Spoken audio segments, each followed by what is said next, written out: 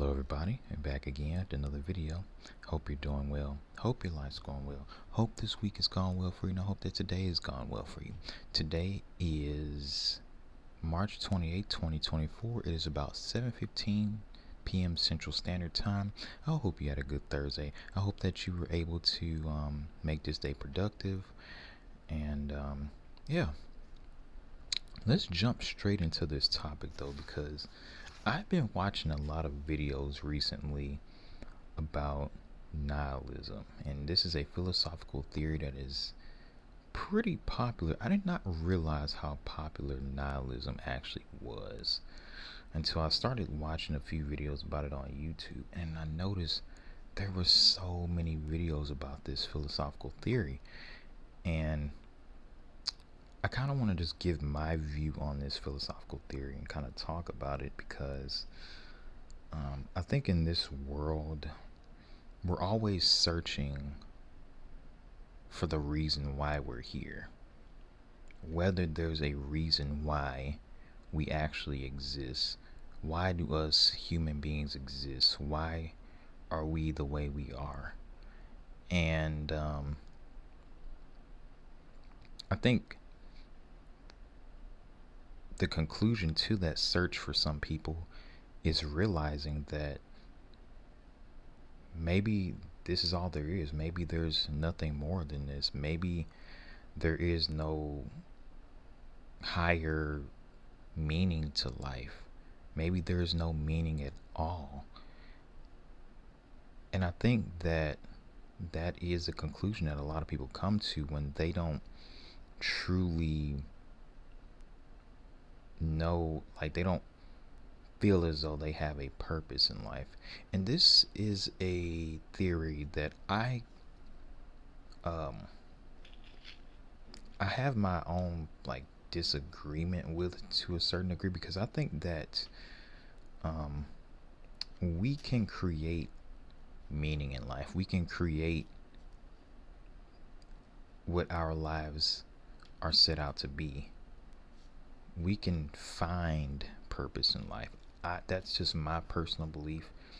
That it kind of goes more along the lines of existentialism, which is the belief that we don't come in with purpose, but through free will we can create our own purpose in life, our own meaning in life as well.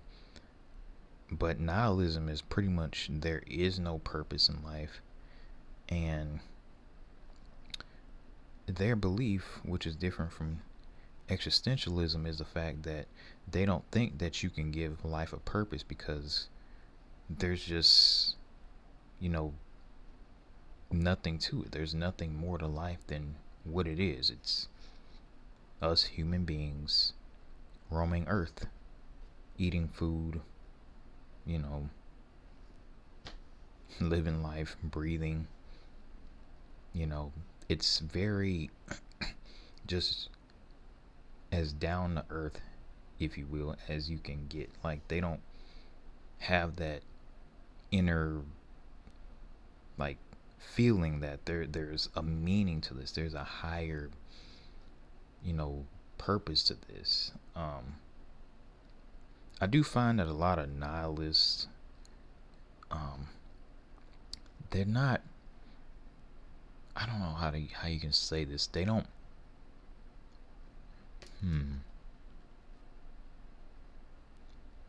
I do find that many of them aren't like religious or anything like that.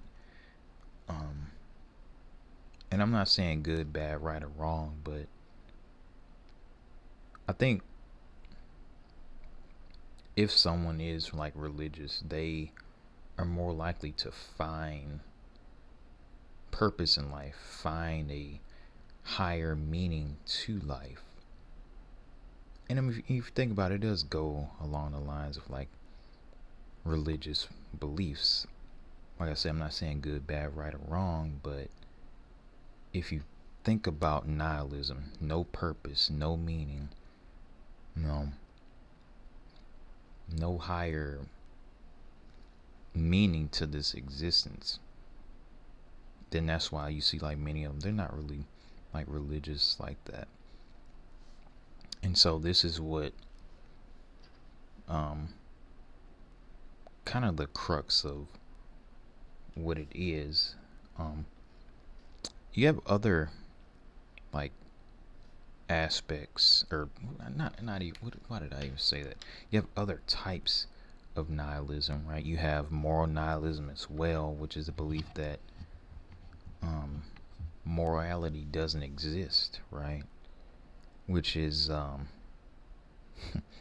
had to kind of think about that for a minute, because I like to really just think on a deeper level. And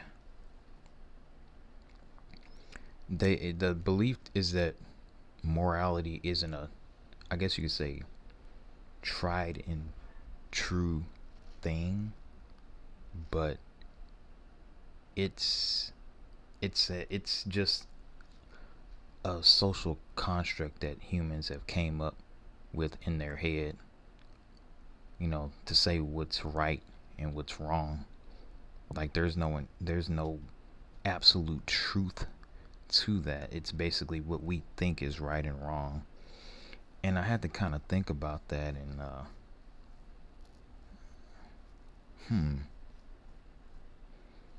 I guess you could make a moral argument if you think along the lines of, okay, we're just humans roaming along, on Earth, and we kind of just say what we think is right or wrong, and other people like adapt that thought process. But I think even if you could make that argument, there's really nothing wrong with that, because right and wrong are there for a reason, right? Like let's say stealing. Obviously, it's not right to take somebody's stuff that doesn't belong to you. But somebody who presents this argument would say, well, the thief, how could you really say he did something wrong from a moral nihilistic perspective?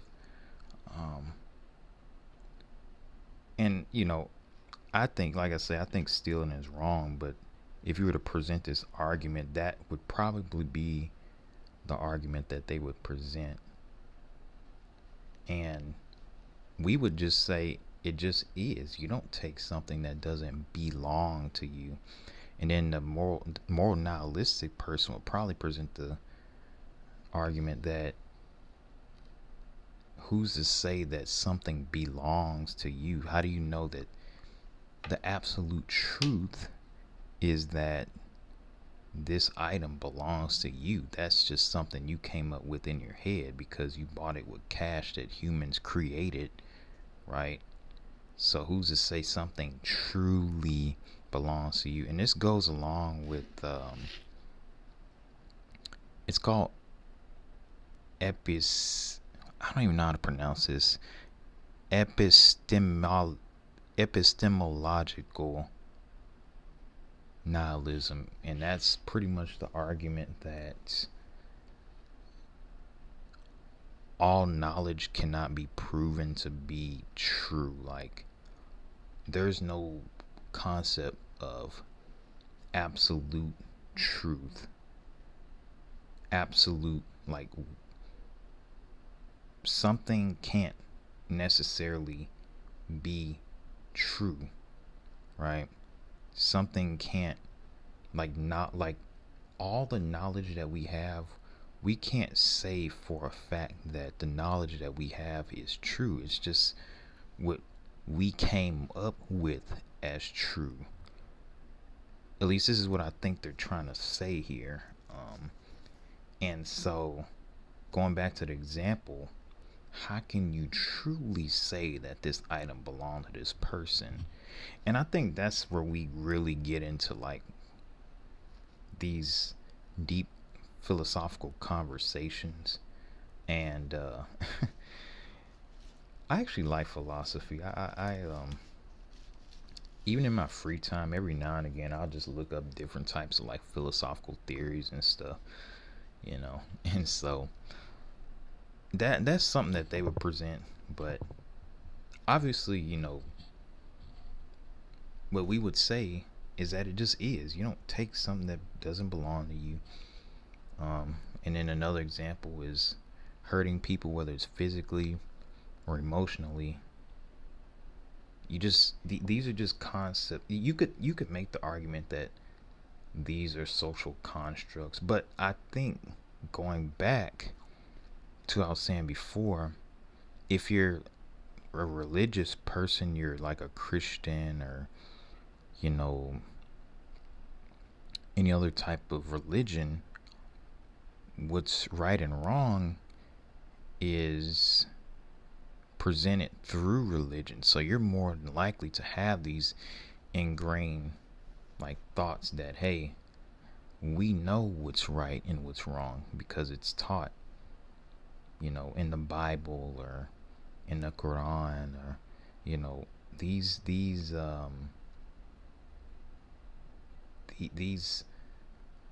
aren't really just constructs that we came up with in our head as humans. We got these from God, right? And that would be the religious angle that we're coming from. But that's why I don't believe a lot of nihilists are religious, right? Like I say, not saying good, bad, right, or wrong. You can believe what you want to believe, but I'm just saying, for the sake of argument here, this is just something that I've noticed. And then there's other types of nihilists. We have metaphysical nihilists that say that there is no such thing as an object, like there's no objects at all. And then we have political nihilism that says that these social constructs such as government and law, these are things that are just not necessary in society. And I had to kind of think about that one too, because I'm like, should humans be governed? Should humans have some sort of regulating body over them? And some people could truly make the argument that no, we shouldn't. But I just think that in this type of society, in today's society, I don't know if I could see a world without some kind of regulating body. And we call that government in today's society. A lot of people don't like government. And government definitely has many problems. Corruption, mismanaging money, etc. But can society really thrive with no regulating body? This type of society, like United States of America, these big metropolitan cities, but just huge conglomerates of people just all in one area with no governing body at all, under capitalism, where we still are using fiat currency. I just don't know. You know what I'm saying? I don't know if that's something that we could really imagine, right? So yeah, that's political nihilism. And then they say laws unnecessarily, and it's the same thing. I don't know if I could really see a case where law is unnecessary. I think we need some sort of law, some sort of standard that we must be held by behavior wise as humans, because if not, you would see a lot of chaos in this type of society. But I think in a society where we actually value morality, right, you could make a better argument as to why laws, right, standards may not be necessary, because we already have the moral crux in our head that says that, okay, this is right and this is wrong, so we don't need law, right? But that's, like I say, philosophical argument. Let me know, am I even making sense here? But this is just philosophy.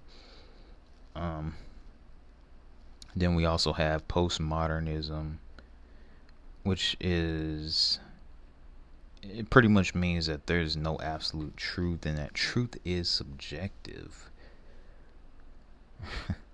Is truth really subjective, though? Because, and it's funny because with this, I hear, sometimes I'll hear people say, well, this is my truth, but I say, well, you can't really say that this is my truth. But I think somebody that is participating in this kind of theory, whether they believe it or not, it's what it is. It's the belief that there's no absolute truth and that truth is subjective. That's what happens when, at least that's what I think when I hear somebody say that, well, this is my truth, right? And I don't know, I think that might be a substitute phrase for opinion, like saying, well, this is my truth, because there is the truth, and the truth is literally what it is. It's literally what happened, right? But they're saying that there's no absolute truth. And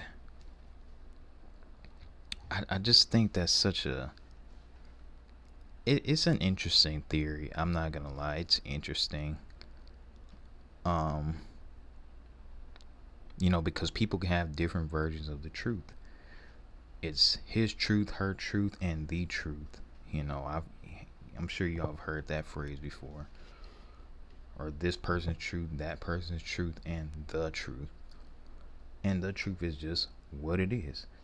What literally happened. You're literally just repeating, you're communicating what you're seeing and hearing and tasting and smelling and sensing around you. You're literally just reporting that, right? That's all you're doing when you're telling the absolute truth. Isn't that all you're doing? Am I making sense here, y'all? Am I making sense here? Please let me know, am I making sense? I just hope that I'm not sounding crazy.